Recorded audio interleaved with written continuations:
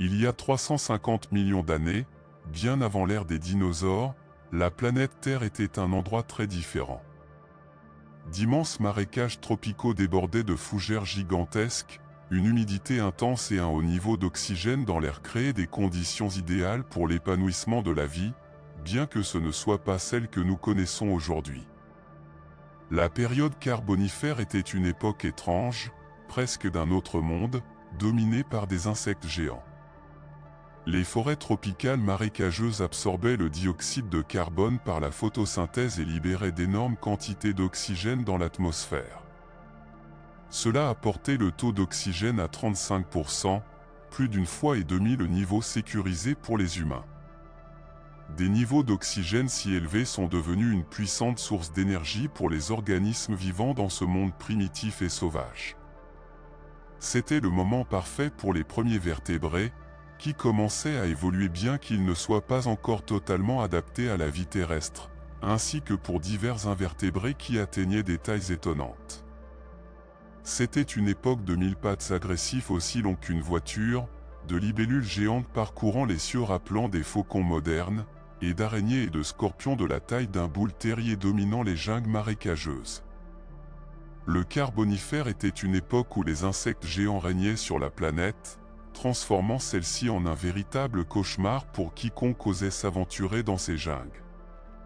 Si l'on se trouvait dans les jungles du Carbonifère, la première sensation serait probablement de vertige, de dizziness et de vision floue, en raison des niveaux d'oxygène élevés, si abondants qu'une petite étincelle pouvait même enflammer du bois humide.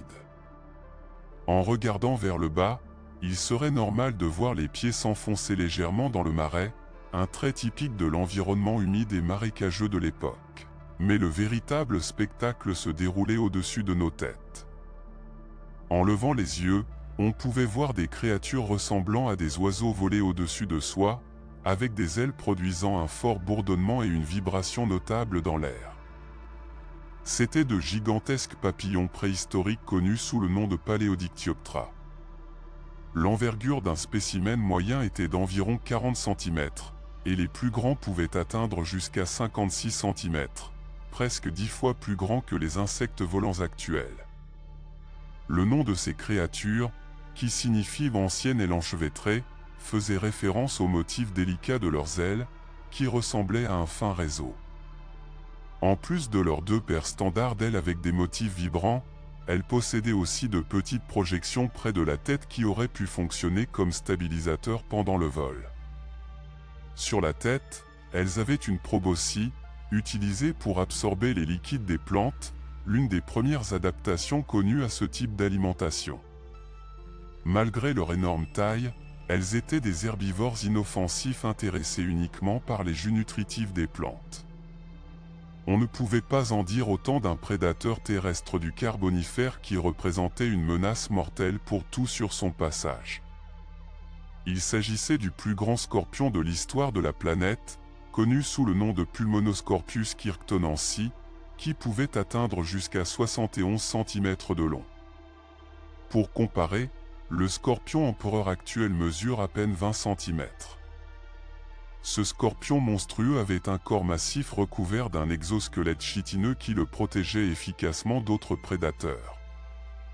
Ses grandes pinces, puissantes et avec des griffes acérées, lui permettaient de capturer et de maintenir ses proies, tandis que sa queue incurvée, avec un dard venimeux, servait de sentence de mort. C'était un chasseur actif qui se nourrissait d'arthropodes plus petits, de mollusques, d'amphibiens et de reptiles, à la fois sur terre et dans l'eau. Son adaptation à l'environnement aquatique lui permettait de prospérer en tant que prédateur dans les anciennes mers. Ce scorpion géant pouvait également te détecter avec facilité. Il avait deux paires d'yeux, une centrale, pour la perception de l'espace, et une autre latérale, probablement pour détecter la lumière. De plus, on pense qu'il possédait des récepteurs sensoriels sur son corps qui amélioraient sa capacité à s'orienter et à localiser ses proies. Si tu ne souffrais pas d'arachnophobie avant de rencontrer ce scorpion venimeux de près de 75 cm, tu la développerais probablement après. Revenons maintenant au ciel du Carbonifère, où, en plus des papillons géants, des prédateurs ailés étaient également présents. L'un d'eux semblerait étonnamment familier, car ses descendants existent encore, la libellule. Mais celle-ci était gigantesque, plus de 10 fois plus grande que leurs parents modernes. Meganera a été l'un des insectes volants les plus grands de tous les temps. Bien que sa forme soit similaire à celle d'une libellule actuelle, sa taille était colossale, son envergure atteignait entre 64 et 70 cm, et son corps pouvait mesurer jusqu'à 40 cm. Il rivalisait en taille avec les faucons pèlerins actuels. Il y a plus de 300 millions d'années, ces libellules géantes étaient des chasseurs aériens redoutables, les prédateurs suprêmes du ciel jusqu'à la fin de la période permienne, lorsque les premiers reptiles planeurs sont apparus. Ces grands yeux composés leur offraient une vision presque à 360 degrés, ce qui leur permettait de détecter des proies d'en haut et d'en bas. Ses pattes puissantes, avec des épines, étaient adaptées pour attraper des proies. On pense que son régime alimentaire incluait les papillons géants mentionnés précédemment. Ils étaient des chasseurs agiles et rapides, capables de manœuvres aériennes impressionnantes, évitant les obstacles tout en poursuivant leurs victimes. Cependant, même pour le puissant Pulmonoscorpius, vivre sur Terre présentait des défis, notamment lorsqu'il était confronté à une autre créature colossale, Arthropleura, un titan parmi les invertébrés terrestres. Arthropleura était le mille-pattes le plus grand qui ait jamais existé, et aussi le plus grand invertébré terrestre de l'histoire de la Terre. Les spécimens les plus petits mesuraient environ 30 cm, mais les plus grands atteignaient 2,6 mètres et pesaient plus de 50 kg. En comparaison, le mille-pattes vivant le plus long aujourd'hui, Archispirostreptus giga, dépasse à peine 33 cm. Son corps était composé de 30 segments cuirassés, chacun d'un diamètre allant jusqu'à 50 cm, avec une paire de pattes sous chaque segment. Comme beaucoup d'arthropodes, l'Arthropleura muait périodiquement son exosquelette. On pense qu'il avait une carapace extrêmement résistante, ce qui lui permettait de survivre à des rencontres avec des prédateurs. Cependant, ces confrontations étaient rares, car le Carbonifère ne se distinguait pas par la présence de nombreux prédateurs. Même les scorpions géants hésitaient à attaquer un mille-pattes plusieurs fois plus gros qu'eux. Aucun fossile de la tête ni des pièces buccales de ces géants n'a été trouvé, ce qui fait que le régime alimentaire des spécimens les plus grands reste un mystère. Cependant, les scientifiques spéculent qu'ils se nourrissaient principalement de matière végétale en décomposition et de graines. Il est probable que les individus jeunes étaient strictement végétariens, tandis que les adultes se nourrissaient occasionnellement de viande en décomposition ou même de petits animaux. Et ce n'est pas tout. Dans les marais, un autre prédateur rôdait également, attendant de chasser de petits reptiles et amphibiens. Il ressemblait à une araignée exceptionnellement grande, bien qu'il ne s'agisse pas d'une vraie araignée, mais d'un parent éloigné, un scorpion de mer connu sous le nom de mégarachne. Sa ressemblance incroyable avec les araignées a initialement confondu les paléontologues lorsqu'ils ont trouvé ces restes fossilisés, ce qui les a amenés à l'appeler mégarachne, ce qui se traduit par grande araignée. Cependant, avec le temps, il a été découvert que mégarachne était en réalité un scorpion marin de taille considérable. Son corps mesurait environ 55 cm et sa structure unique lui permettait de se nourrir par un procédé appelé alimentation par balayage. En utilisant des appendices en forme de palette, mégarachne retirait les sédiments d'eau dans des environnements aquatiques tels que les marais et les rivières, capturant et consommant de petits invertébrés tels que des vers, des insectes et des arthropodes. Occasionnellement, il se nourrissait de proies terrestres comme des reptiles et des amphibiens, bien que ces animaux étaient probablement trop rapides et difficiles à attraper. Il semble que ce scorpion marin se cachait dans des terriers ou au bord des rivières, attendant qu'une victime s'approche trop près.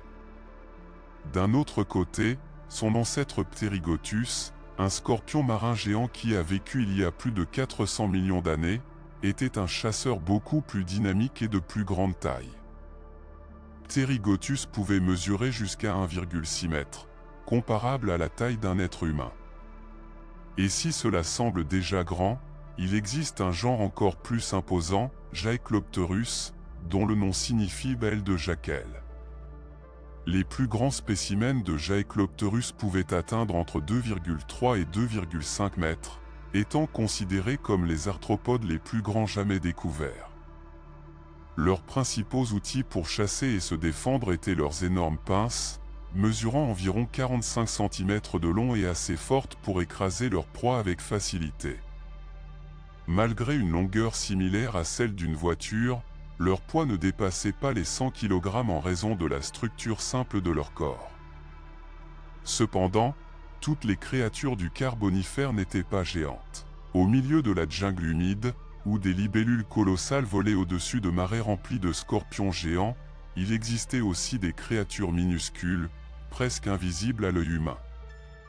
L'un d'eux était le Trigonotarbide, considéré comme l'un des premiers prototypes d'araignées de l'histoire. Les membres les plus petits de cette espèce mesuraient seulement quelques millimètres, tandis que les plus grands atteignaient 5 cm. Ce furent quelques-uns des premiers arthropodes terrestres connus, apparaissant il y a plus de 400 millions d'années, même avant le Carbonifère. Ils étaient totalement adaptés à la respiration aérienne et ne dépendaient plus de l'eau. Leur corps, semblable à celui des araignées modernes, était divisé en céphalothorax et abdomen, les deux segmentés et recouverts de plaques chitineuses. Bien que leurs pattes étaient similaires à celles d'une araignée actuelle, elles ne pouvaient pas tisser de toile. Leur céphalothorax était protégé par une carapace, ce qui leur valait le surnom des « araignées blindées ». Ils étaient quelques-uns des plus petits prédateurs de leur époque, chassant des invertébrés à cornes ou comme des vers. Ils n'utilisaient probablement pas de venin, mais tenaient leur proie avec leurs pattes pour ensuite les consommer. Il est possible qu'ils se soient également nourris de plantes, comme le font certains acariens aujourd'hui. La période Carbonifère a été un terreau fertile pour des expériences évolutives. Des créatures uniques, gigantesques et souvent dangereuses dominaient les airs et la terre. Au fur et à mesure que la vie animale évoluait et se diversifiait, la planète qui l'abritait le faisait aussi. Car au-delà des créatures qui dominaient la Terre, les océans et les cieux, le véritable protagoniste de l'histoire préhistorique a été, sans l'ombre d'un doute, la Terre elle-même. Sa surface, son atmosphère, ses mers et ses entrailles ont été en mouvement constant depuis ses origines, sculptant des paysages, modelant des climats et déterminant quelles formes de vie pouvaient prospérer et lesquelles ne pouvaient pas. Pendant l'ère mésozoïque, le monde était un laboratoire géologique colossal. La fragmentation de la Pangée a non seulement changé la disposition des continents, mais aussi l'équilibre climatique de la planète. Là où auparavant existaient de vastes déserts intérieurs en raison de l'isolement continental, des côtes, des mers intérieures et de jeunes chaînes de montagnes ont commencé à émerger. Ces changements n'ont pas seulement modifié la température et l'humidité de régions entières, mais ont également créé de nouvelles routes pour le vent, les pluies et les courants océaniques. Les plaques tectoniques, poussées par les forces internes du manteau terrestre, se déplaçaient lentement, se heurtaient et s'éloignaient les unes des autres. À chaque collision, des montagnes naissaient, à chaque séparation, des océans s'ouvraient. En même temps, l'activité volcanique était intense et fréquente. Chaque éruption libérait des gaz qui altéraient l'atmosphère, dioxyde de carbone, méthane, cendres, composés sulfureux. Ces composants pouvaient réchauffer ou refroidir la planète en fonction de leur concentration et de leur permanence dans l'air. C'était un équilibre délicat, constamment bouleversé par des cataclysmes naturels qui pouvaient tout changer. Sous la surface, des processus invisibles étaient également en cours. Dans les fonds marins, l'accumulation de sédiments riches en matière organique commençait lentement à se transformer en ce que nous appelons aujourd'hui des combustibles fossiles. Dans les profondeurs des forêts du Crétacé, des couches de végétation morte étaient comprimées pendant des millions d'années, générant du charbon et du pétrole, un héritage énergétique que les êtres humains découvriraient longtemps après, sans imaginer qu'ils brûlaient des restes d'époques si lointaines. C'était également pendant ces temps que beaucoup des minéraux et des roches qui composent la croûte terrestre actuelle furent forgés.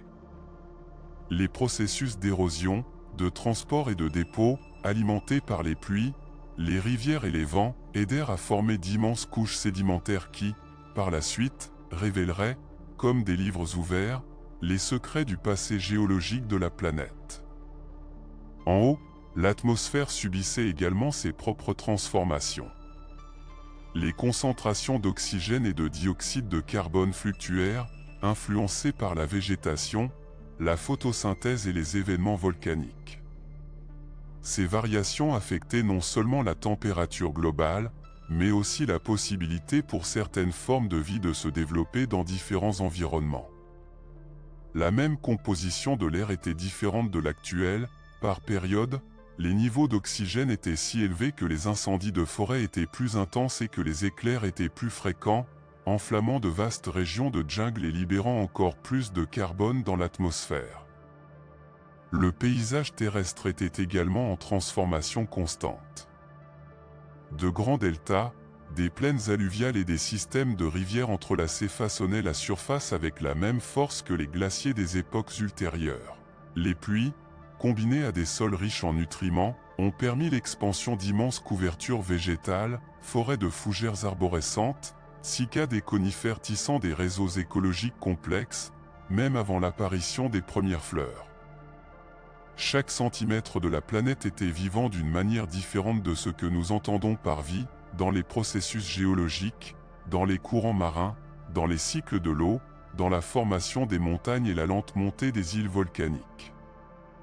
Tout faisait partie d'un réseau qui ne servait pas seulement de décor à l'évolution biologique, mais qui était aussi un agent actif de cette évolution. Ainsi, pendant que les géants marchaient sur la terre et que les mers se remplissaient de créatures incroyables, le monde qui les entourait grandissait, mutant, se brisant puis se réunissant à nouveau. L'histoire de la Terre préhistorique n'est pas seulement celle de ses habitants, mais aussi celle de la planète elle-même en tant qu'organisme dynamique, toujours en transformation, toujours en train d'écrire de nouveaux chapitres que, encore aujourd'hui, des millions d'années plus tard, nous continuons à essayer de déchiffrer.